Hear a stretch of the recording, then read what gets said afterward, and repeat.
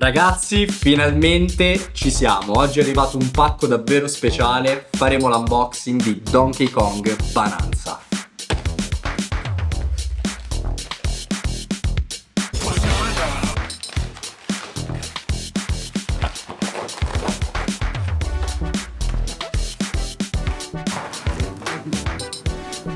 Allora, devo essere sincero, la nuova costina rossa, la scelta di mettere il rosso è veramente figa.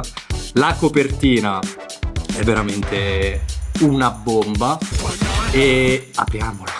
Purtroppo i libricini non esistono più. Sarebbe stato figo averlo, ma invece niente. Fantastico. Vuoto. I bei vecchi tempi sono finiti. Eccolo.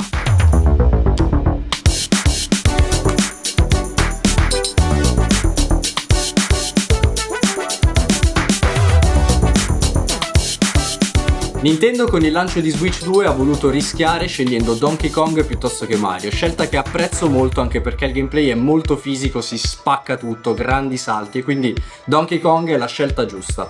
Non vedo l'ora di giocarci e di spaccare tutto anch'io e fatemi sapere se ci giocherete anche voi qui sotto nei commenti.